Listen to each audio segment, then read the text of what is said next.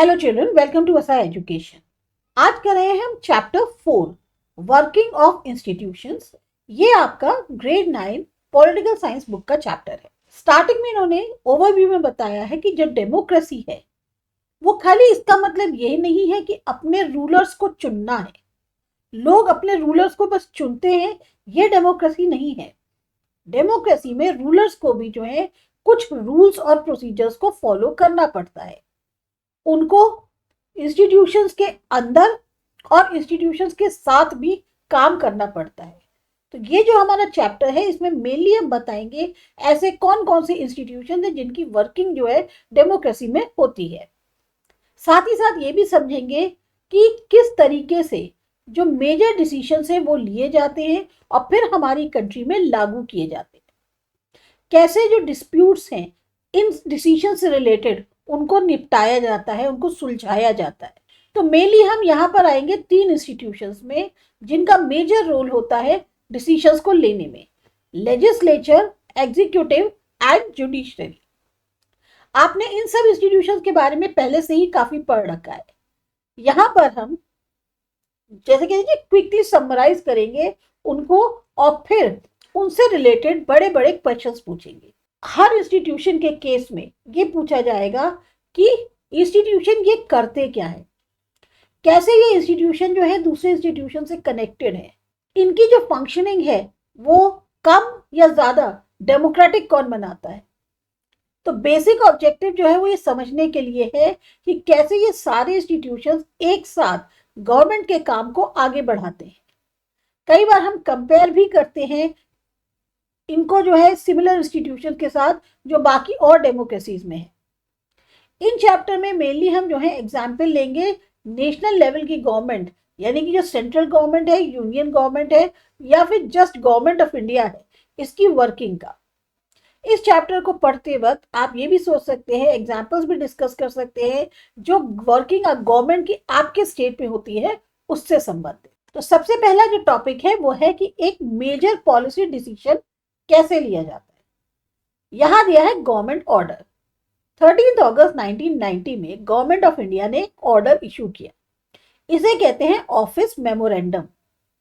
बाकी और गवर्नमेंट्स के जैसे ही इसका एक नंबर था और उसको जो है उसी से जाना जाता था, जैसे OM number 36012/31/90 EST SCT, date 13/8/1990। जो जॉइंट सेक्रेटरी थे, यानी कि एक ऑफिसर जो है जो department of personal and training में होते हैं, ministry of personnel public grievances and pensions, उन्होंने जो है इस ऑर्डर को साइन किया। बहुत ही छोटा एक पेज का ऑर्डर था, एक ऑर्डिनरी सर्कुलर या नोटिस जैसा लग रहा था, जैसे आपने अपने स्कूल में आपके यहाँ होते हैं। गवर्नमेंट जो है वो हंड्रेड्स ऑफ ऑर्डर्स हर दिन अलग अलग मैटर्स पे इशू करती है, पर ये जो है ये बहुत खास था और एक कंट्रोवर्सी का जरिया बना कई सालों तक। तो ऐसा क्या डिसीजन था जिसको लिया गया और उसके बाद क्या हुआ, ये हम देखेंगे। इसमें दिया है, ये एक आपका ऊपर जो हम लोगों ने पढ़ा गवर्नमेंट ऑर्डर जो है, सब्जेक्ट क्या है कि 27% रिजर्वेशन सोशली और एजुकेशनली बैकवर्ड क्लासेस को सिविल पोस्ट और सर्विसेज। यहाँ पे ये पूरा का पूरा जो है गवर्नमेंट ऑर्डर दिया हुआ है जिसमें उन्होंने हाईलाइट क्या किया है कि 27% जो वैकेंसीज है सिविल पोस्ट में और सर्विसेज में गवर्नमेंट ऑफ इंडिया की, वो रिजर्व कर दी जाएंगी सोशल एजुकेशनल बैकवर्ड क्लासेस की। अब ये जो गवर्नमेंट ऑर्डर इशू हुआ, अब इसके बारे में डिटेल में नीचे पढ़ते हैं। ये जो ऑर्डर अनाउंस हुआ ये एक बहुत बड़ा पॉलिसी डिसीजन था। इसके अनुसार 27% जो वैकेंसीज हैं सिविल पोस्ट और सर्विसेज में गवर्नमेंट ऑफ इंडिया के अंडर, वो रिजर्व कर दी गई socially and educationally backward classes के लिए, SEBC। तो SEBC जो है एक और नाम दे दिया गया उन सारे लोगों के लिए जो इस कास्ट को बिलोंग करते थे, जो कि बैकवर्ड समझी जाती है गवर्नमेंट के अकॉर्डिंग। तो जो बेनिफिट था जॉब रिजर्वेशन का, अभी तक वो अवेलेबल था सिर्फ शेड्यूल्ड कास्ट और शेड्यूल्ड ट्राइब्स के लिए। अब ये एक नई थर्ड कैटेगरी और आ गई, SEBC। सिर्फ वही लोग जो बैकवर्ड क्लासेस को बिलोंग करते हैं वो एलिजिबल थे इस कोटा के लिए 27% जॉब्स की। तो बाकी और कैसे इसके लिए जो है कंपीट कर सकते थे, वो तो कंपीट ही नहीं कर पाते। तो इसके डिसीजन मेकर्स कौन थे, किसने जो है डिसाइड किया कि इस मेमोरेंडम को इशू किया जाए। इतना बड़ा डिसीजन जो है, ऐसा तो हो नहीं सकता कि जिस पर्सन ने डॉक्यूमेंट साइन किया है उसने ही ये डिसीजन ले लिया। ये तो ऑफिसर से जो है उन इंस्ट्रक्शंस को जो है लागू कर रहा था जो कि ministry of personnel public grievances और पेंशन वालों ने दिए होंगे, जिसका डिपार्टमेंट जो है एक हिस्सा था। तो हम ये गैस कर सकते हैं कि ऐसा जो बड़ा डिसीजन है उसमें या तो बहुत बड़े बड़े मेजर फंक्शनरी जो हमारी कंट्री के हैं वो इन्वॉल्व हुए होंगे। आपने पिछले चैप्टर क्लास में या चैप्टर्स में पढ़ा था इन सब के बारे में। अब देखते हैं मेन पॉइंट्स जो हैं वो क्या थे जो उस वक्त आपने कवर किए थे। प्रेसिडेंट जो है वो हेड ऑफ द स्टेट होता है और हाईएस्ट फॉर्मल अथॉरिटी होता है कंट्री के अंदर। प्राइम मिनिस्टर हेड होता है गवर्नमेंट का और एक्चुअली एक्सरसाइज करता है सारी गवर्नमेंट पावर्स को। मेनली जो है ज्यादातर डिसीजंस कैबिनेट मीटिंग्स में वही लेते हैं। पार्लियामेंट में जो है प्रेसिडेंट और दो हाउसेस होते हैं, लोकसभा और राज्यसभा। प्राइम मिनिस्टर जो है उनको सपोर्ट होना चाहिए मेजॉरिटी ऑफ लोकसभा मेंबर्स का। ये जो ऑफिस मेमोरेंडम था ये एक तरह से जैसे कहते हैं बहुत लंबे जो चेन होती है इवेंट्स उसका फिनिशिंग थी। गवर्नमेंट ऑफ इंडिया ने अपॉइंट किया सेकेंड बैकवर्ड क्लास कमीशन 1979 में। इसको हेड कर रहे थे बीपी मंडल, इसीलिए इसको पॉपुलरली मंडल कमीशन कहा जाता है। ये पूछा गया था कि आपको क्राइटेरिया बताना होगा कि सोशली और एजुकेशनली बैकवर्ड क्लासेस जो इंडिया की हैं उनको कैसे पहचान करी जाए और फिर उनके लिए स्टेप्स बताने होंगे और उनके एडवांसमेंट के लिए उठाए जाए। कमीशन ने जो है अपनी रिपोर्ट दी 1980 में और बहुत सारे रिकमेंडेशंस बताए। उनमें से एक था कि 27% गवर्नमेंट जॉब्स जो है वो रिजर्व कर दी जाए सोशली और एजुकेशनली बैकवर्ड क्लासेस के लिए। अब ये जो रिपोर्ट थी और रिकमेंडेशंस थे इनको डिस्कस किया गया पार्लियामेंट में। कई सालों तक बहुत सारे पार्लियामेंटेरियंस और पार्टीज जो हैं डिमांड करती रही कि ये जो कमीशन की रिकमेंडेशन है इनको लागू कर दिया जाए। फिर आया लोकसभा इलेक्शन 1989 का। अब अपने इलेक्शन मैनिफेस्टो में जनता दल ने प्रॉमिस कर दिया कि अगर वो पावर में आए तो वो मंडल कमीशन की रिपोर्ट को लागू कर देंगे। जनता दल ने जो है फॉर गवर्नमेंट बनाई इस इलेक्शन के बाद।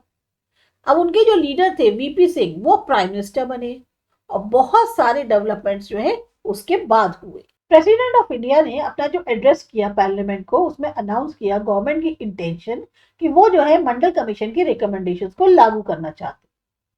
6 अगस्त 1990 को यूनियन कैबिनेट ने एक फॉर्मल डिसीजन लिया इन रिकमेंडेशंस को लागू करने का। अगले दिन प्राइम मिनिस्टर वीपी सिंह उन्होंने इन्फॉर्म किया पार्लियामेंट के जो दोनों हाउसेस थे उसमें एक स्टेटमेंट के माध्यम से अपने उस डिसीजन को। ये जो कैबिनेट का डिसीजन था फिर इसको भेजा गया department of personal and training को। सीनियर ऑफिसर्स जो थे वहां डिपार्टमेंट के उन्होंने कैबिनेट डिसीजन के अकॉर्डिंग उसको ऑर्डर को ड्राफ्ट किया और मिनिस्टर्स का अप्रूवल लिया। एक ऑफिसर जो है उन्होंने यूनियन गवर्नमेंट के बिहाफ पे इस ऑर्डर को साइन करा। इस तरीके से ये जो ऑर्डर था ये 13 अगस्त 1990 को एग्जिस्टेंस में आया। अगले कुछ महीनों तक ये जो है सबसे ज्यादा गर्मा गर्म बहस वाला मुद्दा रहा कंट्री के अंदर। न्यूज़पेपर्स, मैगजीन्स पूरी तरीके से अलग अलग व्यूज और ओपिनियन से भरे हुए थे इस मुद्दे को लेके। इससे क्या हुआ, बहुत ज्यादा प्रोटेस्ट होने लग गए, मतलब विरोध होने लग गए, काउंटर प्रोटेस्ट होने लग गए और उसमें से कुछ ऐसे थे जो हिंसात्मक थे। लोग बहुत स्ट्रांगली रिएक्ट कर रहे थे क्योंकि ये जो डिसीजन था इससे हजारों जॉब अपॉर्चुनिटीज पर असर आता। कुछ को ऐसा लग रहा था कि इनइक्वालिटीज की जो एग्जिस्टेंस है लोगों के बीच में अलग अलग कास्ट के इंडिया के अंदर, इसके लिए जरूरी है कि जॉब रिजर्वेशंस हो। उससे उनको ये लगा कि एक फेयर अपॉर्चुनिटी मिलेगी उन कम्युनिटीज को जो अभी तक कभी भी सही तरीके से रिप्रेजेंट नहीं हो पाई गवर्नमेंट एम्प्लॉयमेंट में। वहीं दूसरी तरफ लोगों का ये मानना था कि ये पूरी तरह से अनफेयर है क्योंकि इससे क्या होगा, जो इक्वालिटी ऑफ अपॉर्चुनिटी है उसको डिनाई किया जाएगा उन लोगों के लिए जो बैकवर्ड कम्युनिटीज को नहीं बिलोंग करते। उनको जॉब्स नहीं मिलेगी भले ही वो कितने ज्यादा क्वालिफाइड क्यों ना हो। कुछ को ऐसा लगा इससे जो है एक ऐसी चीज जो है प्रोड्यूस होगी जो इनडेफिनेटली कंटिन्यू रहेगी। कास्ट फीलिंग्स जो है वो जो है उसको बढ़ाएगी, कभी भी इनडेफिनेटली कंटिन्यू तो होती है कास्ट फीलिंग्स जो है लोगों के बीच में, और साथ ही साथ जो नेशनल यूनिटी है उसको बाधित करेगी। तो हम इस चैप्टर में ये डिस्कस नहीं लेंगे कि डिसीजन सही था या गलत था, हम सिर्फ एक एग्जाम्पल की तरह ले रहे हैं ये समझने के लिए कैसे मेजर डिसीजन लिए जाते हैं और लागू किए जाते हैं कंट्री के अंदर। अब इस डिस्प्यूट को रिजॉल्व किसने किया? आपको पता है सुप्रीम कोर्ट और जो हाई कोर्ट से इंडिया के, उन्होंने सेटल किया डिस्प्यूट्स जो भी गवर्नमेंट डिसीजंस के होते हैं, उससे जो भी इश्यूज निकलते हैं उसको मेनली सुप्रीम कोर्ट और हाई कोर्ट ही जो है वो सेटल करते हैं। कुछ लोग और एसोसिएशन जो है इस ऑर्डर का विरोध कर रहे थे और उसके लिए उन्होंने बहुत सारे केसेस जो है कोर्ट में फाइल किए। उन्होंने कोर्ट से अपील करी कि ये जो ऑर्डर है उसको इनवैलिड डिक्लेयर कर दें, इसकी इंप्लीमेंटेशन को रोक दें। सुप्रीम कोर्ट ने क्या किया, सारे के सारे केसेस को एक साथ पंच कर दिया। इसको कहलाया गया, ये जो केस था ये कहलाया Indira Sahni and others versus union of India case. 11 जजेस जो है सुप्रीम कोर्ट के, उन्होंने आर्ग्यूमेंट्स ने दोनों तरफ के। मेजॉरिटी से सुप्रीम कोर्ट जजेस ने 1992 में डिक्लेयर किया कि ये जो ऑर्डर है गवर्नमेंट ऑफ इंडिया का वैलिड। वही सुप्रीम कोर्ट ने जो है गवर्नमेंट से कहा आप जो है इसको जो भी ओरिजिनल ऑर्डर है उसमें जो है मॉडिफिकेशंस करिए, मतलब उसमें थोड़े से चेंजेस करिए। ये कहता है कि जो वेल टू डू पर्संस हैं बैकवर्ड क्लासेस से, उनको अलग रखा जाएगा इस रिजर्वेशन के बेनिफिट से। मतलब जो बेनिफिट मिलेगा, फायदा मिलेगा रिजर्वेशन का, उसमें बैकवर्ड क्लासेस में भी जो वेल टू डू है वो इसमें नहीं इंक्लूडेड होंगे। Department of personal and training ने एक दूसरा ऑफिस मेमोरेंडम इशू किया 8 सितंबर 1993 को। तो ये जो डिस्प्यूट था ये तब खत्म हुआ और इसकी पॉलिसी जो है उसके बाद से लागू कर दी गई, फॉलो की जाने लगी। अब आता है नीड फॉर पॉलिटिकल इंस्टीट्यूशन। हमने अभी देखा एक एग्जाम्पल की कैसे गवर्नमेंट काम करती है। कंट्री को चलाना, उसके लिए इन्वॉल्व होते हैं बहुत सारी एक्टिविटीज। जैसे गवर्नमेंट की रिस्पॉन्सिबल होती है इंश्योर करना कि उसके सिटीजन जो है वो सेफ रहे, फैसिलिटीज मिलती रहे एजुकेशन और हेल्थ की सबको, टैक्स कलेक्ट करती है, मनी स्पेंड करती है, इस जो कि क्या कहते हैं फिर उसको एडमिनिस्ट्रेशन जो है उसको चलाती है, डिफेंस और डेवलपमेंट प्रोग्राम्स जो है उसी के बेसिस पे चलते हैं, बनाती है, लागू करती है बहुत सारी वेलफेयर स्कीम्स को। कुछ पर्सन जो है उनको डिसीजन लेने पड़ते हैं कि कैसे ये एक्टिविटीज जो है कराई जाएंगी। कुछ ये डिसीजन लेते हैं कि इनको लागू कैसे किया जाए। अगर बाई चांस मतभेद आता है इन डिसीजंस पे या इनको लागू करने में, तो कोई तो ऐसा हो जो ये पहचान सके, ये बता सके कि क्या सही है क्या गलत है। बहुत जरूरी है कि हर एक को जो है पता होना चाहिए कि कौन जो है क्या कर रहा है और उसकी किसकी जिम्मेदारी है जब वो ये काम कर रहा है। एक चीज और बहुत इंपॉर्टेंट है कि ये जो एक्टिविटीज हैं, भले ही पोजीशन जो है पर्संस की वो चेंज होती रहे, ये एक्टिविटीज होती रहे। मतलब ये नहीं है कि आज गवर्नमेंट आई बदल गई, तो बदल गई तो दूसरा आ गया, लेकिन जो एक्टिविटीज है वो तब भी चल रही है। तो इन सारे टास्क को अटेंड करने के लिए बहुत सारे अरेंजमेंट्स किए गए मॉडर्न डेमोक्रेसीज में। यही जो अरेंजमेंट्स है ये कहलाते हैं इंस्टीट्यूशंस। डेमोक्रेसी बहुत अच्छे से काम करती है जब ये इंस्टीट्यूशंस जो हैं फंक्शंस अच्छे से परफॉर्म करते हैं जो उनको असाइन किए जाते हैं। कॉन्स्टिट्यूशन किसी भी कंट्री की कुछ बेसिक रूल्स बनाती है पावर्स और फंक्शंस को लेकर हर इंस्टीट्यूशन के। अभी हमने जैसे ऊपर वाला एग्जांपल देखा, इसी तरीके के बहुत सारे ऐसे इंस्टीट्यूशन हैं जो काम करते हैं।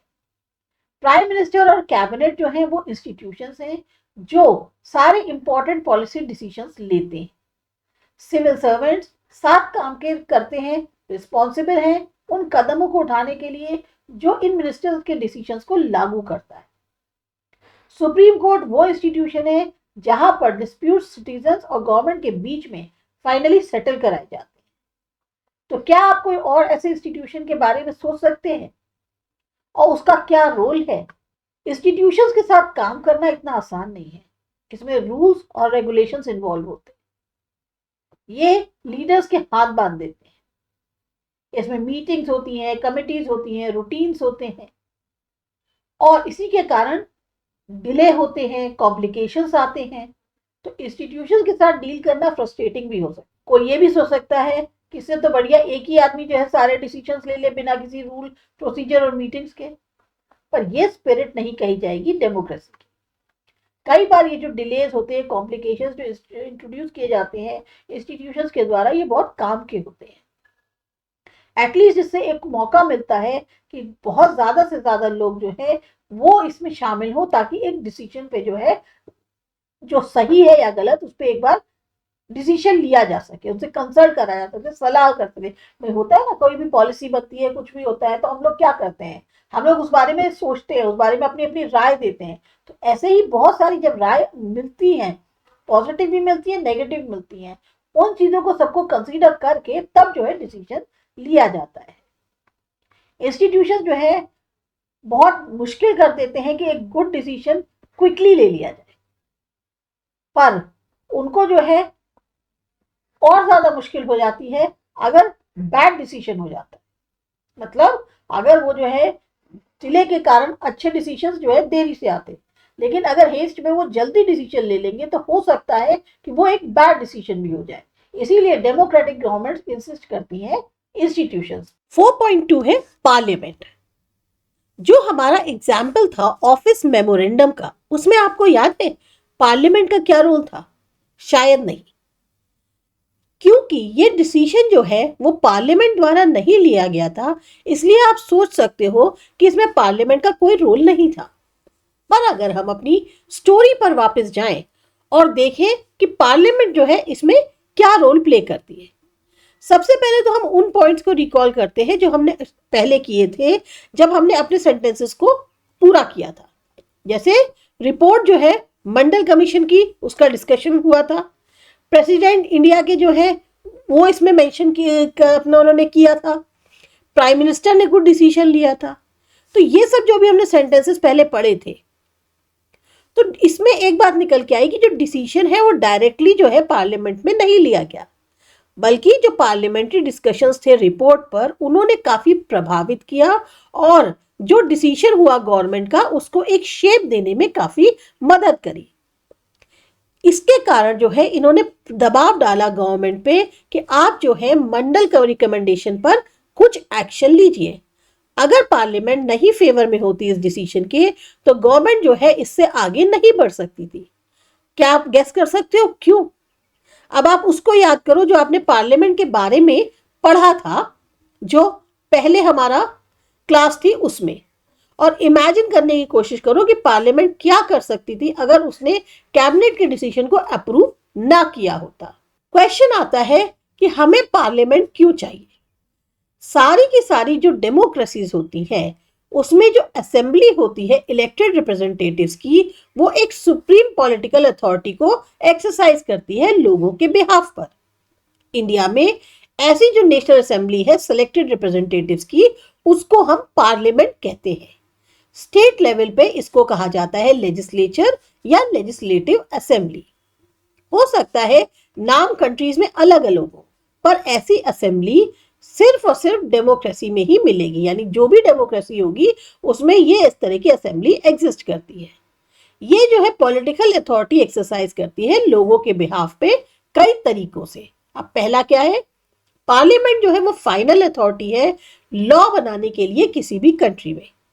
जो टास्क होता है लॉ मेकिंग का या जो लेजिस्लेशन है वो इतना क्रूशियल होता है कि इन असेंबलीज को कहा जाता है लेजिस्लेचर्स। पार्लियामेंट पूरी दुनिया में जो है नए लॉज बना सकते हैं, एग्जिस्टिंग लॉज को बदल सकते हैं, जो एग्जिस्टिंग लॉज है उन्हें खत्म कर सकते हैं और नई जो है उनकी जगह बना सकते हैं। पार्लियामेंट पूरी दुनिया में एक्सरसाइज करती है कुछ कंट्रोल उन लोगों के ऊपर जो गवर्नमेंट को चलाते हैं। इंडिया जैसी कंट्रीज में ये जो कंट्रोल है ये डायरेक्ट है और पूरी तरह से जो लोग गवर्नमेंट चलाते हैं उनको डिसीजंस लेने होंगे तब तक जब तक वो सपोर्ट एंजॉय कर रहे हैं पार्लियामेंट के अंदर। पार्लियामेंट जो है कंट्रोल करती है सारे पैसे को जो गवर्नमेंट के पास होता है। ज्यादातर कंट्रीज में पब्लिक मनी जो है वो तभी स्पेंड कर सकते हैं जब पार्लियामेंट जो है उसे सैंक्शन करेगी। पार्लियामेंट जो है वो हाईएस्ट फोरम है किसी डिस्कशन करने का, डिबेट यानी बहस करने का पब्लिक इश्यूज पे, नेशनल पॉलिसी पे किसी भी कंट्री में। पार्लियामेंट जो है इंफॉर्मेशन जो है वो मांग सकती है, देख सकती है किसी भी मैटर से संबंधित हो। अब आते हैं टू हाउसेस जो पार्लियामेंट के हैं। क्योंकि पार्लियामेंट एक सेंट्रल रोल प्ले करती है मॉडर्न डेमोक्रेसीज में, इसीलिए जो बड़ी बड़ी कंट्रीज होती हैं उन्होंने रोल को और पावर्स को पार्लियामेंट की दो पार्ट्स में डिवाइड किया है। इसको कहते हैं चैम्बर्स या हाउसेस। एक हाउस जो है वो यूजुअली डायरेक्टली चुने गए लोगों के द्वारा होता है और एक्सरसाइज करता है रियल पावर लोगों के बिहाफ पे। जो सेकेंड हाउस होता है वो इलेक्ट किया जाता है इनडायरेक्टली और कुछ खास फंक्शंस परफॉर्म करता है। जो सबसे कॉमन वर्क है सेकेंड हाउस का वो ये देखना कि जो अलग अलग स्टेट्स हैं उनके हितों के बारे में, उनके इंटरेस्ट के बारे में, या जो रीजन्स हैं, फेडरल यूनिट्स हैं, उनके जो इंटरेस्ट है उसके बारे में देखरेख करता है। हमारी कंट्री में पार्लियामेंट में दो हाउसेस हैं। इन दोनों हाउसेस को जो है कहा जाता है काउंसिल ऑफ स्टेट्स यानी राज्यसभा और the house of the people Lok Sabha.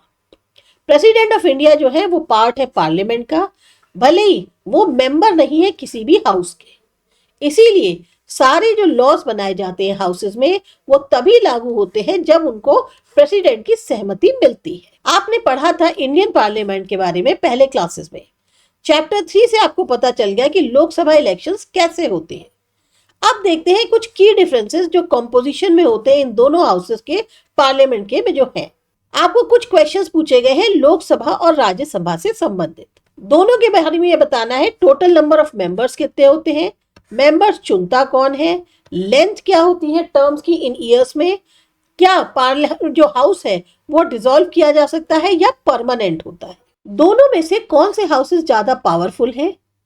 ऐसा लगता है कि राज्यसभा ज्यादा पावरफुल है क्योंकि कई बार उसको अपर चैम्बर कहते हैं और लोकसभा को लोअर चैम्बर। पर इसका मतलब ये नहीं है कि राज्यसभा ज्यादा पावरफुल है लोकसभा से। ये तो एक जस्ट बोलने का तरीका है, ना कि लैंग्वेज जो है एक्चुअल में इस तरह से यूज होती है हमारे कॉन्स्टिट्यूशन में। हमारे कॉन्स्टिट्यूशन ने राज्यसभा को कुछ स्पेशल पावर्स दी है स्टेट्स के ऊपर, पर ज्यादातर जो मैटर्स होते हैं उसमें लोकसभा जो है वो सुप्रीम पावर एक्सरसाइज करती है। अब देखते हैं कैसे। कोई भी जो ऑर्डिनरी बिल होता है उसको पहले पास कराना होता है दोनों हाउसेस से। अगर बाई चांस डिफरेंस है दोनों हाउसेस के बीच में तो फाइनल डिसीजन जो है वो एक जॉइंट सेशन में लिया जाता है जिसमें दोनों हाउसेस जो है साथ में बैठते हैं।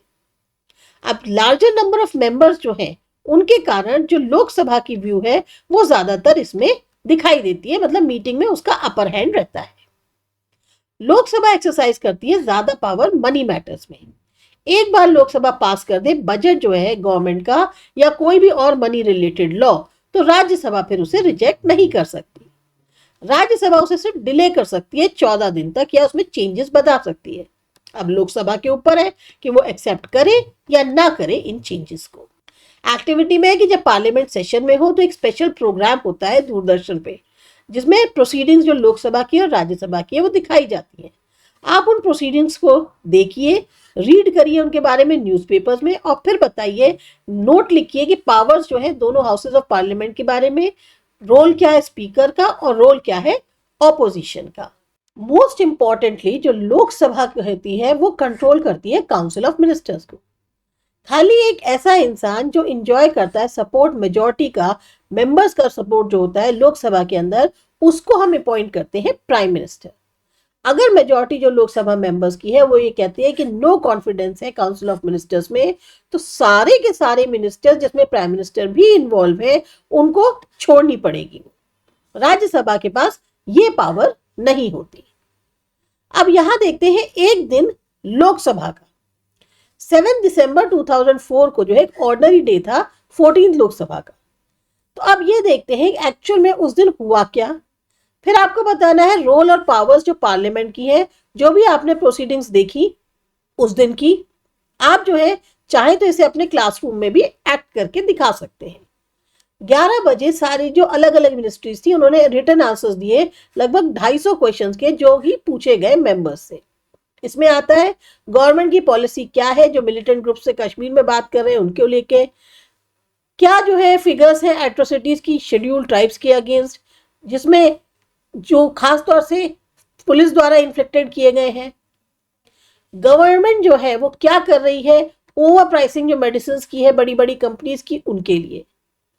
12 बजे एक बहुत बड़ा ऑफिशियल डॉक्यूमेंट्स जो है वो प्रेजेंट किए गए और वो अवेलेबल थे डिस्कशन के लिए। रिक्रूटमेंट जो है रूल्स का, Indo Tibetan border police force के लिए, annual report Indian institute of technology Kharagpur की, रिपोर्ट्स और अकाउंट्स राष्ट्रीय इस्पात निगम लिमिटेड विशाखापट्टनम की। 12:02 पे minister of development of north eastern region उन्होंने एक स्टेटमेंट दिया रिवाइटलाइजेशन नॉर्थ ईस्टर्न काउंसिल का। जो minister of state for railways थे उन्होंने एक स्टेटमेंट प्रेजेंट किया जिसमें उन्होंने बताया कि बहुत ज्यादा जो जरूरत है ग्रांट की रेलवेज में, उसके अलावा जो कि रेलवे बजट में सैंक्शन की गई है उसके उनके एडिशन में वो चाहते हैं कि थोड़ी सी ग्रांट और मिले। Minister of human resource development जो है उन्होंने इंट्रोड्यूस किया national commission minority educational institutional bills का 2004। फिर उन्होंने एक स्टेटमेंट दिया कि क्यों गवर्नमेंट को जो है ये ऑर्डिनेंस लाना चाहिए। 12-14 में बहुत सारे मेंबर्स जो है हाईलाइट करते हैं कुछ इश्यूज को, जैसे कि विंडिक्टिवनेस जो है सेंट्रल ब्यूरो ऑफ इन्वेस्टिगेशन की, कि वो जो केस रजिस्टर कर रहा है कुछ लीडर्स के अगेंस्ट तहलका केस में। राजस्थानी को जो है as an official language constitution में इंक्लूड करने की जरूरत है। रिन्यू करने की जरूरत है इंश्योरेंस पॉलिसीज फार्मर्स की और एग्रीकल्चर वर्कर्स जो आंध्र प्रदेश के हैं। 226 पे दो बिल्स जो है प्रपोज जो गवर्नमेंट के द्वारा किए गए थे उन्हें कंसीडर किया गया और पास कर दिया गया। ये थे सिक्योरिटी लॉस अमेंडमेंट बिल और एक था enforcement of security interest and recovery of डेब्ट लॉस बिल। 4 बजे बहुत लॉन्ग डिस्कशन के बाद जो कि फॉरेन पॉलिसी ऑफ गवर्नमेंट थी उसको रिलेटेड था और जरूरत थी कि कंटिन्यू किया जाए एक इंडिपेंडेंट फॉरेन पॉलिसी जो भी इस टाइम पे सिचुएशन चल रही है इराक में उसको देखते हुए। 7:17 पे डिस्कशन खत्म हुआ और हाउस जो है वो एडजर्न कर लिया गया अगले दिन के लिए। अब आते हैं पॉलिटिकल एग्जीक्यूटिव पे। ऑफिस मेमोरेंडम वाली स्टोरी जो है जो हमने स्टार्टिंग में पढ़ी थी वो आपको पता ही है। हमने ये देखा कि जिसने भी इस डॉक्यूमेंट को साइन किया उसने डिसीजन में हिस्सा नहीं लिया, वो सिर्फ पॉलिसी डिसीजन को लागू कर रहा था, एग्जीक्यूट कर रहा था जो किसी और ने लिया था।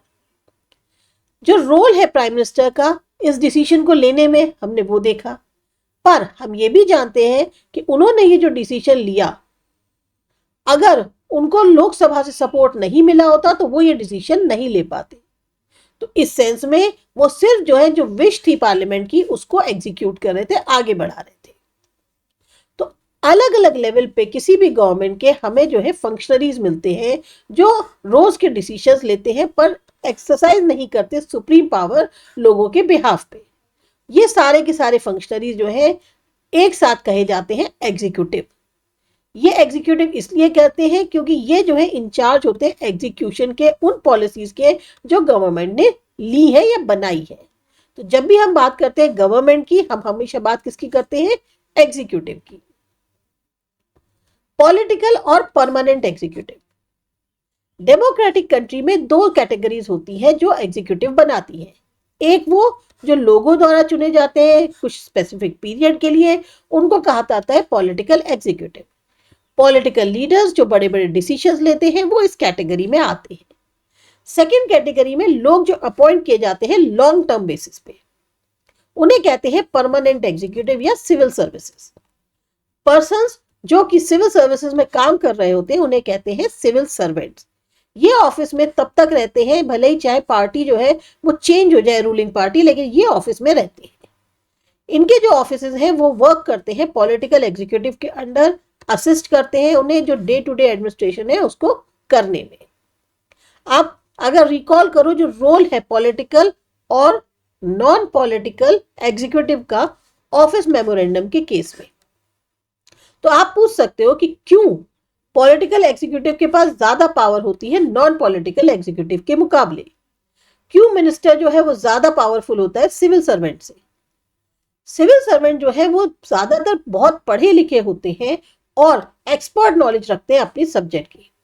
जो एडवाइजर्स काम कर रहे होते हैं फाइनेंस मिनिस्ट्री में उनको इकोनॉमिक्स की ज्यादा जानकारी होती है बजाय फाइनेंस मिनिस्टर के। कई बार मिनिस्टर्स जो है वो बहुत कम जानते हैं टेक्निकल मैटर्स के जो उनकी मिनिस्ट्री के अंडर आते हैं। ये आसानी से किया जा सकता है मिनिस्ट्रीज जैसे डिफेंस, इंडस्ट्री, हेल्थ, साइंस और टेक्नोलॉजी, माइंस। पर मिनिस्टर का जो है फाइनल से क्यों होता है इन मैटर्स पे?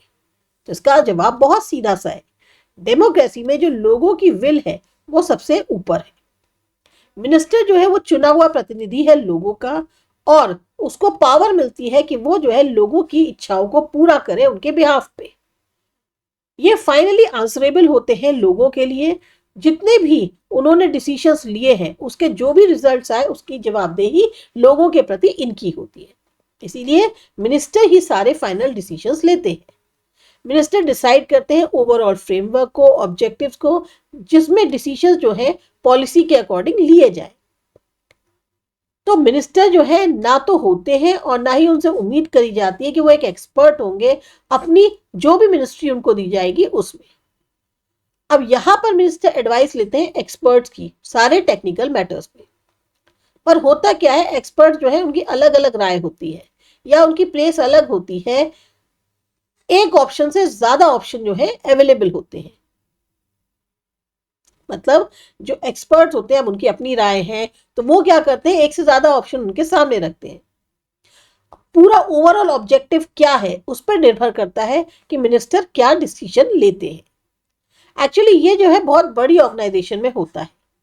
जो समझते हैं ओवरऑल पिक्चर को वो जो है सबसे इंपॉर्टेंट डिसीजंस लेते हैं, ना कि एक्सपर्ट्स। एक्सपर्ट बता सकते हैं रास्ता, पर जिसके बहुत ज्यादा विजन्स या व्यूज जो है बड़े होते हैं वो जो है डिसाइड करता है कि उसकी मंजिल क्या होगी। डेमोक्रेसी में इलेक्टेड मिनिस्टर्स जो है वो इस रोल को परफॉर्म करते हैं।